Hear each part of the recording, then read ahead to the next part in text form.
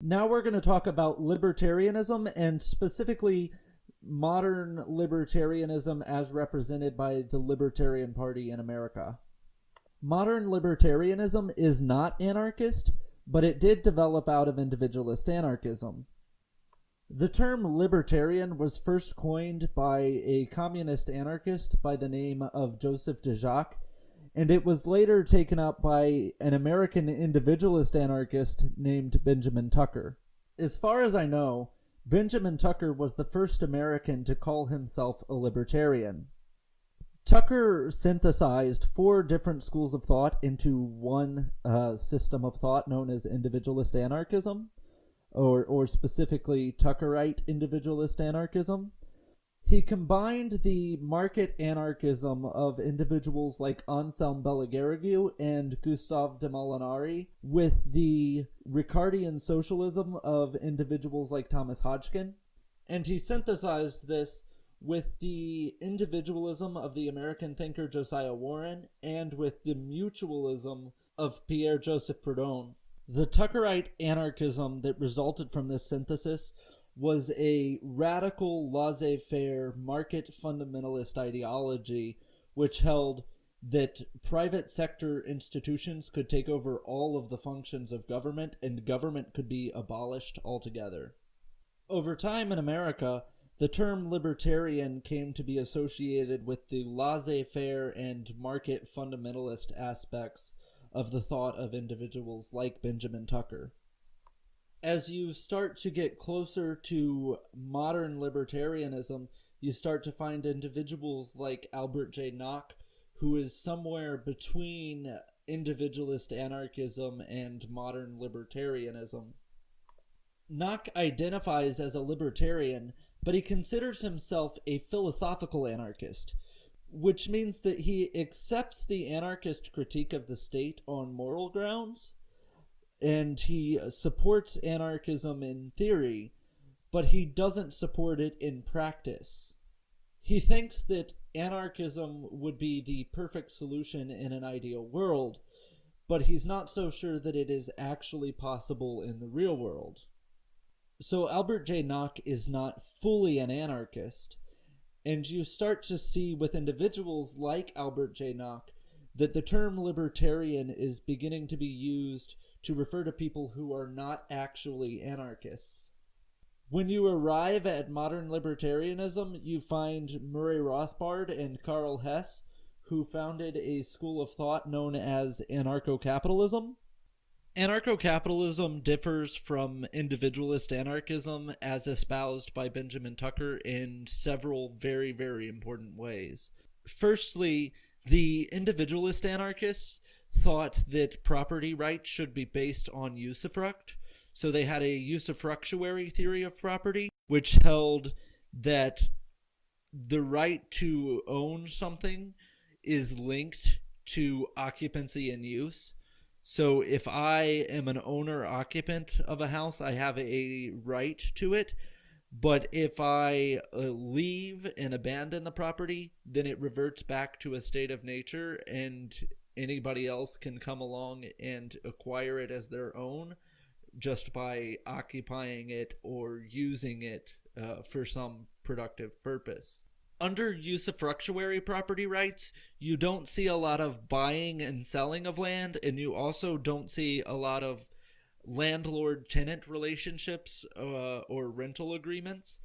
Under usufructuary property arrangements, the individual that is occupying or using a piece of land is the person with the right of ownership. So rental arrangements don't really work under usufructuary property. If a landlord tries to rent his property, then as soon as the tenant moves in, the right of ownership transfers from the landlord to the tenant. The first person to come along and acquire a piece of land through labor by cultivating it or by building a house upon it and occupying that house, they acquire a right of ownership over that land as long as they continue to use it and to occupy the space.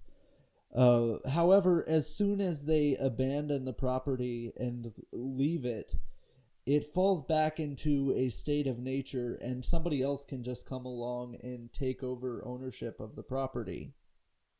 And the second person that comes along and takes over ownership through the exact same means as the first. Rothbard disagrees with this. He favors allodial property instead of usufructuary property. He's in favor of a more capitalistic system of property rights, something more like what we have now. Rothbard holds that the first person to come along and take a piece of land out of a state of nature by adding their labor to it, which is to say by cultivating the land or building something upon the land, that person should acquire a nearly absolute right to that piece of land as private property almost indefinitely. They pretty much can't lose that right of ownership unless they actually do something to forfeit it. If they transfer the land to somebody else, or specifically say that they're done with it and they're putting it out there to be up for grabs for anybody else that wants it. But as far as Rothbard is concerned, if you're an absentee owner and somebody comes along and just like squats and homesteads your property and they take ownership of it from you, that is theft in Rothbard's view. Under the usufructuary theory of property proposed by the individualist anarchists, squatting and homesteading to acquire property that had formerly belonged to somebody else is not theft. This system of property allows you to sell or rent your property to someone else. So under individualist anarchism, you can't buy and sell and rent land, whereas under anarcho-capitalism, there is buying and selling and renting of land. You have landlord-tenant relationships and things like what you see under conventional capitalism. Furthermore, the individualist anarchists were morally opposed to profit, interest, and rent, which they saw as being three forms of usury. In their estimation, these things are forms of exploitation that basically amount to theft, and they are only possible because of legal privileges granted by the state. Under a purely free market, according to individualist anarchist theory, profits would be basically zero because competition would force prices down to cost of production. Also, free banking and mutual banks would force the rate of interest down to almost zero. And as I've already mentioned, selling and renting of land would not be possible under a system of usufructuary property rights as advocated by the individualist anarchists. So under the system advocated by individualist anarchists, the rate of profits, interest, and rent would be zero on all three. Rothbard, of course, disagreed with the individualist anarchists on these points. He thought that profit, interest, and rent were institutions that were necessary for a market economy to function properly. Rothbard thought that the individualist anarchist critique of these institutions was a result of a misunderstanding of what these institutions actually are. For instance, Rothbard thinks that interest payments are a just compensation to the lender, which the borrower owes to the lender to compensate them for lost opportunities that result from the fact that the lender can no longer use that money for other purposes in the meantime. Of course, anybody that has an understanding of how money, banking, and lending works knows that this is not actually the function of interest. When a bank creates a loan, the money is just created out of thin air. It doesn't come from an existing stock of money. When they lend you money, they don't deduct it from somebody else's account and put it into your account. Banks just create money out of thin air when they give loans.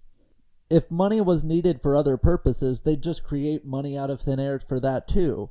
There's no opportunity cost to the lender Now, Murray Rothbard, associated with F.A. Hayek and Ludwig von Mises and other big-name classical liberals within the Austrian School of Economics, Rothbard's ideas started to influence some of these more classical liberal thinkers. So the line between market anarchism and more limited government laissez-faire approaches really started to blur over time. The Libertarian Party was founded in 1971, and it chose as its first slogan a quote from Robert Heinlein, and the quote goes, "There ain't no such thing as a free lunch." It's worth noting that Robert Heinlein was basically an anarcho-capitalist. He was a libertarian, but he considered himself to be a philosophical anarchist.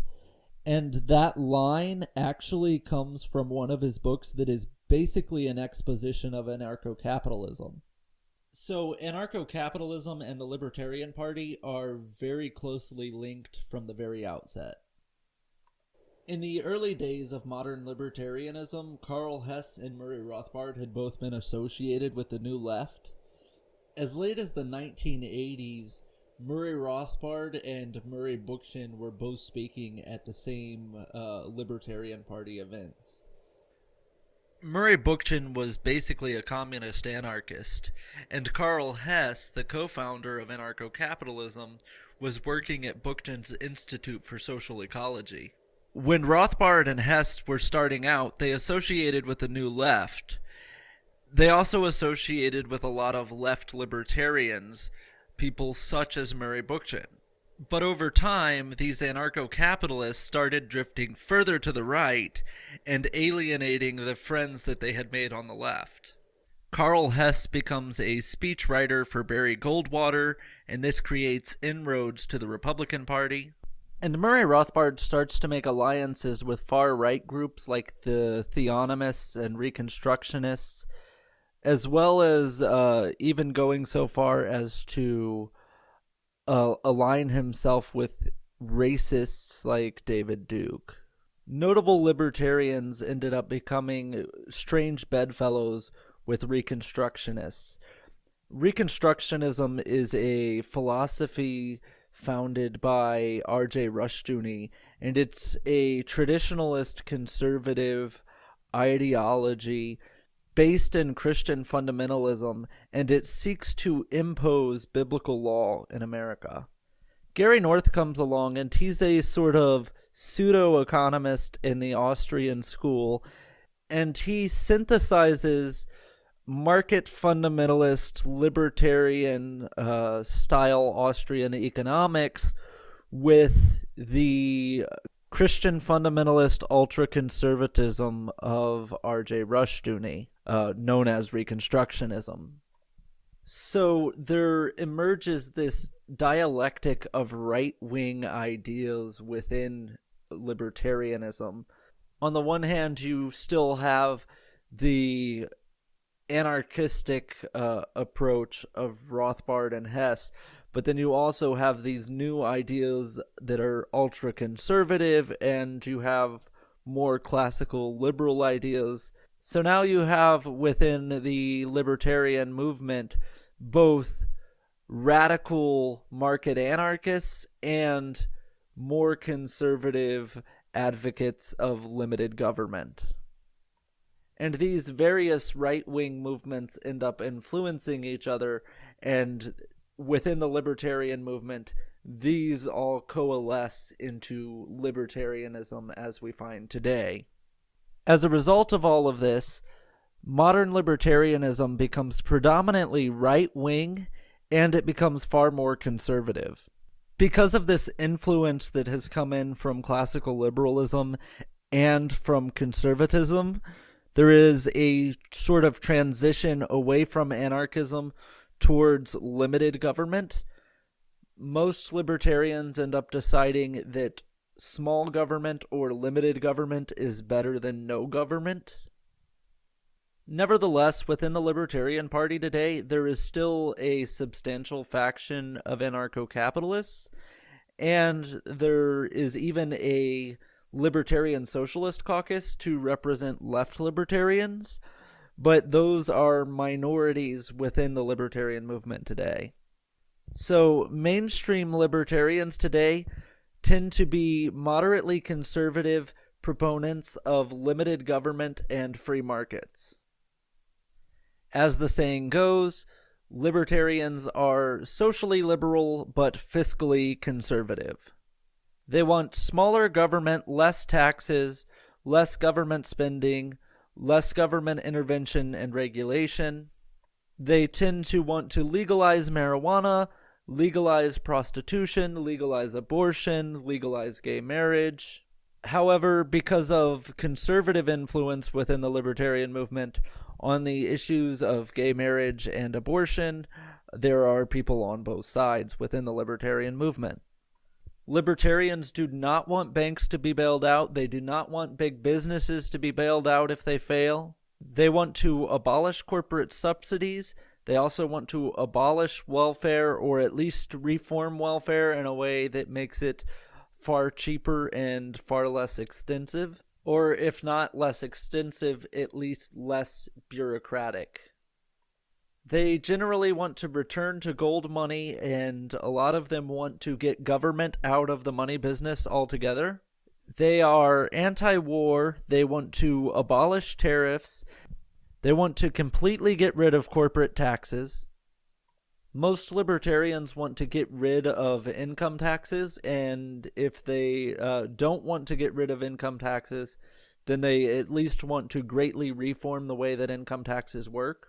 Libertarians usually prefer a flat sales tax like the fair tax, or something like Milton Friedman's negative income tax, or even a land value tax, because they see these other forms of taxation, other ways of doing taxation, as being less of a burden on individuals. The main argument behind such reforms is that a flat sales tax or a land value tax would not have a distorting effect on market processes. It wouldn't influence the economy as much in a negative way as income tax does. A lot of libertarians support a negative income tax, which is something almost like a universal basic income. And the reason that they support it is because it allows you to shrink the welfare state and replace a lot of bureaucracy and a lot of overhead on welfare programs with a single program, and then you can get rid of most of the welfare programs that we have, because this one program will serve all of that need, and it will cost a lot less money. They favor this because they believe that simplifying welfare will cost the government less, and then it will also mean that the government can tax people less. So that's basically an overview of the modern libertarian movement, and I just want to recommend a few books. First, I want to recommend Man, Economy, and the State with Power and Market by Murray Rothbard. And I also want to recommend The Constitution of Liberty by F.A. Hayek, as well as Capitalism and Freedom by Milton Friedman.